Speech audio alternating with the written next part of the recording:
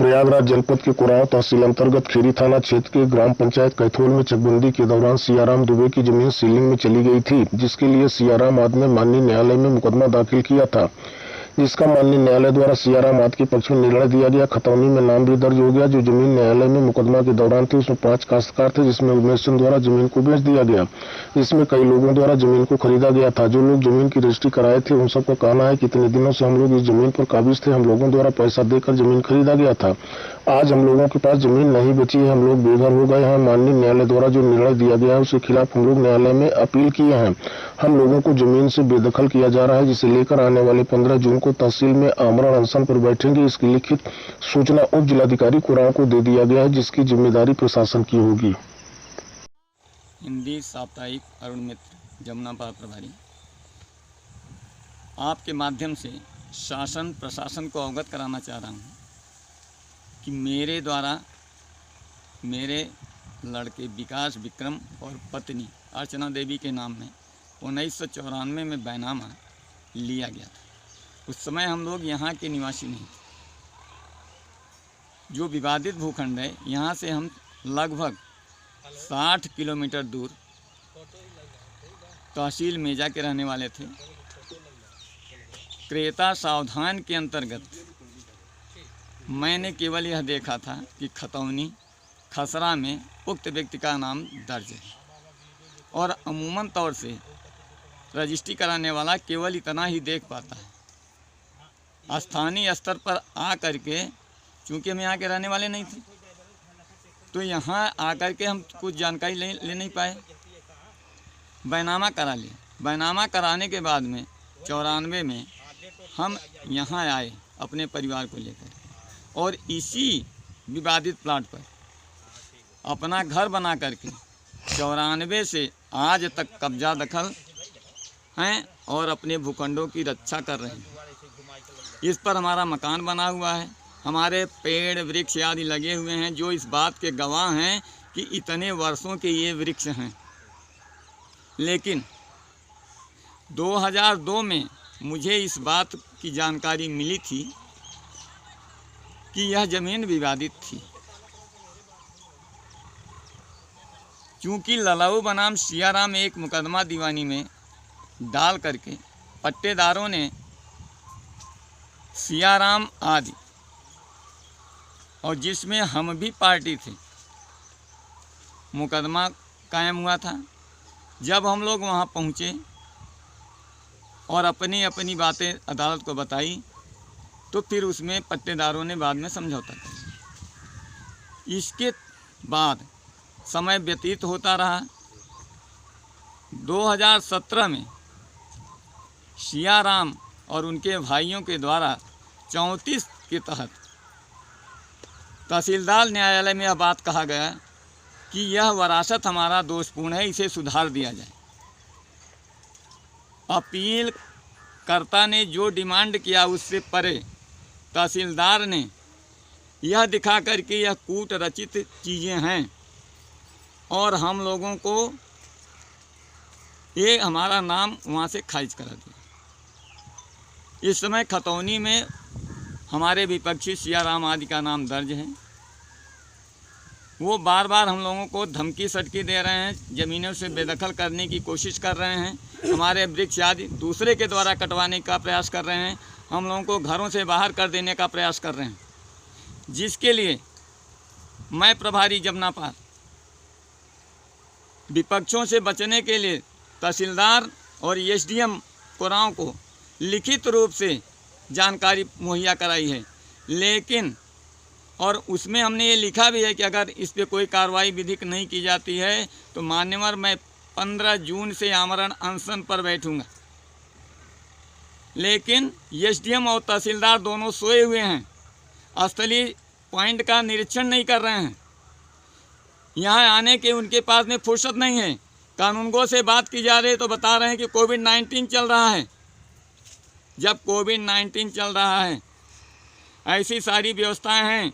Supreme court, high court ने अगर यह कहा है कि जो जैसा बना हुआ है वैसा ही बना रहेगा, तब मेरे विपक्षी के द्वारा हम लोगों को क्यों परेशान किया जा रहा है? हम लोगों के खिलाफ तमाम दरखास्तें दी जा रही हैं। थाना पुलिस का दबाव बनाया जा रहा है, लेकिन हमारे एसडीएम महोदया, हमारे तहसीलदार महोदया सो गई हैं। आपका नाम क्या है? मेरा नाम लवकुश द्विवेदी है। घर कहाँ पड़ता है? मैं लेनियारी का रहने वाला हूँ। ज़मीनें हमारी कैथोल में। धन्यवाद। इस संबंध में कहना चाहता हूँ कि हमारे पिताजी लगभग 80-85 साल के हो गए हैं और उन्होंने और मेरे भाई रामकृष्ण बैनामा करवाए हैं और बैनामी जो उमेश पुत्र दीवान दुबे से वो करवाए हुए हैं, जो कि सियाराम दुबे की सेलिंग ज़मीन गई थी। वो मुख्तार खास लिखे थे। मुख्तार खास के आधार पर उन लोगों को नाम किए और उसी के उन लोगों को नाम जब हो गया तो उसके पहले 8-10 साल जो है एक हमारे हरिजन खरीदे थे ज़मीन, और उसके बाद में 8-10 साल के बाद जब कागजात में देखा कि इनके नाम है खसरा खतौनी में, तो वो बेचने लगे तो मेरे पिताजी मेरे भाई खरीद लिए। कितनी ज़मीन खरीदे थे? ज़मीन खरीद लिए 5 बीघे। फिर आगे क्या हुआ? आगे क्या हुआ कि अभी 2017 में मुकदमा लगाए। अब मुकदमा लगा के बोले कि हमको पता ही नहीं है ये कैसे दर्ज हो गया, जबकि यही दर्ज करवाए हैं, यही हिस्सा फाड़ कराए हैं और सब कुछ यही किए हैं, यही ज़मीन बेचवाए हैं, यही पैसा लिए हैं ज़मीन का। कौन लिए? है ना, यही सियाराम दुबे। तो इसके लिए कहीं आपने अपील किया? हाँ, इसके लिए अपील किया एसडीएम के यहाँ और दीवानी में अपील किया हूँ। तो आगे फिर क्या करना चाहेंगे? आगे क्या करना चाहते हैं, हम लोग कोई सुनवाई नहीं, स्टे मिल रहा है और क्या है, पैसे वाले हैं, हम लोग गरीब हैं, तो इसके वजह से हम लोग जो है एसडीएम को जो है ज्ञापन दे दिया हूँ कि हम लोग जो है 15 जून को अमेंडेशन में बैठेंगे। अगर हम लोग सुनवाई नहीं होती है, इसकी जांच नहीं होती है तो क्या लिखित सूचना दिए हैं? हाँ, लिखित सूचना दिए हैं। आपका नाम क्या है? हमारा नाम है मिश्री लाल पुत्र रामधारी। घर कहाँ है? ग्राम कैथोल, जात चमार। जमीन के संबंध में आप लोगों ने क्या अपील किया कहीं? हाँ, किया है। कहाँ पर? तहसील गाँव में। तो इसमें मामला क्या था? मामला ज़मीन भूमुक्त था। तो कैसी ज़मीन थी? ज़मीन पहले सेलिंग थी, सेलिंग से फिर बैनामा हुआ। बैनामा कौन किया था? उमेश चंद दीवान का प्रेम शंकर ने किया, वकील साहब ने। तो इस समय ज़मीन किसके कब्जे में है? इस समय हमारे कब्जे में है बैनामेदार का। तो आगे क्या करना चाहेंगे? वही फर्जी नाम चढ़वा दिया है। हम लोग को होल झपट दे रहे हैं। आगे क्या करना चाहेंगे? की चल रहा है। आगे अब अपीलें किए हैं, नहीं तो फिर अनशन पर बैठेंगे। कहाँ पर? कराव तहसील में। इसके लिए प्रार्थना पत्र भी दिया है। आमरण अनशन के लिए प्रार्थना पत्र दे दिए हैं? कौन सी तारीख के लिए? 15 तारीख, 15 जून। 15 जून के लिए। नाम क्या है आपका? राजू पाल। घर कहाँ है? कैथोल का पूरा। हमारे बाबा रामजीवन मिश्र थे, उन्हें प्रेम शंकर से 1992 ज़मीन लिखवाए थे और वो मृतक हो गए। जब तक वो जिंदा थे, सियाराम ने माननीय प्रधान के द्वारा, उस समय प्रधान थे तत्कालीन समय सियाराम, उसमें विवादित ज़मीन में कभी भी मुकदमा को दर्ज नहीं कराया।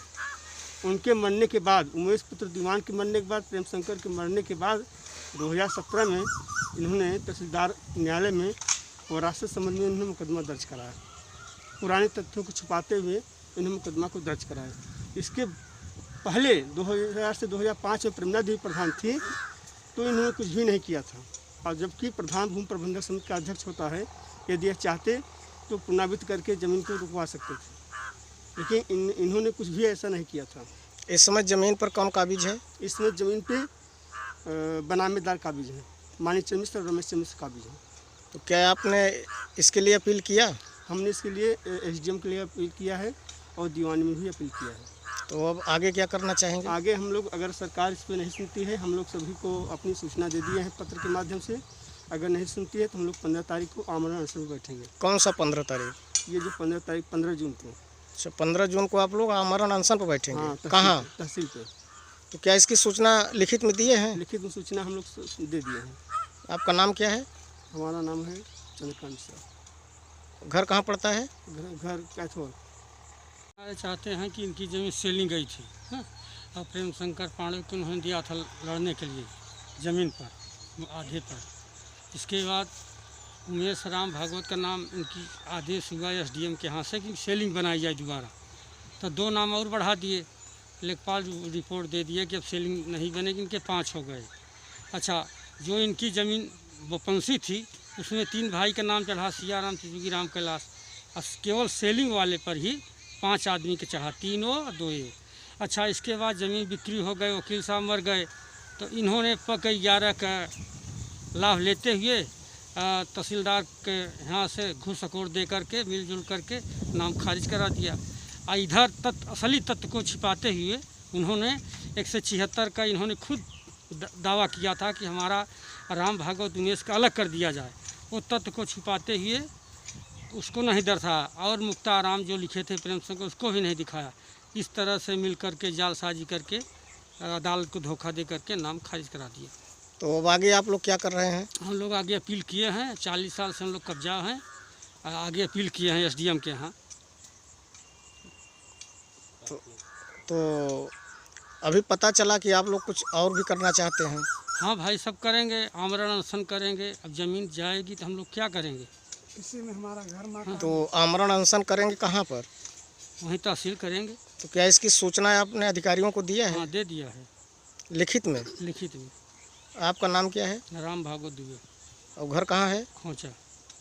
चाहेंगे? हाँ साहब, उस समय जब ज़मीन हम लेने लगे साहब, सियाराम प्रधान थे, और सियाराम से पूछा गया कि ये ज़मीन कैसा है। सियाराम बोले कि हम दे रहा हूँ, लो।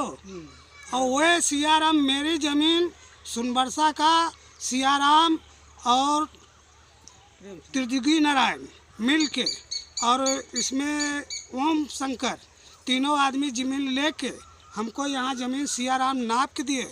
हम उनके पूछा, प्रधान जी ये कैसी ज़मीन है? उस समय सियाराम प्रधान थे, हमको मालूम नहीं, उसर पापड़ दे दिए और बोले कि हम 12 बीघा दूंगा। 12 बीघा के बदले हमको 4 बीघा दिए, वो भी ले छीन रहे हैं हमारे से। और हम कमा रहा था, बम्बई में कमा रहा था, हमको मालूम नहीं ये लोग कब से मुकदमा तो लगाए। क्या आपकी भी रजिस्ट्री खारिज हो गई है? हाँ, तो कब्जा दखल आप हैं? कब्जा दखल हूँ। ये भी हमको लोग को नोटिस भी नहीं आया। ये चोरी चोरा कितने दिन से मुकदमा लगाए है। ये 420 आदमी है, हम लोग को ज़बरदस्ती यहाँ ले आया। अगर हकीम नहीं है तो इनका साइन भी है हमारे ज़मीन पे। आपका नाम क्या है? ब्रिजमोहन पाल। और रहते कहाँ हैं? गांव कटनहवा।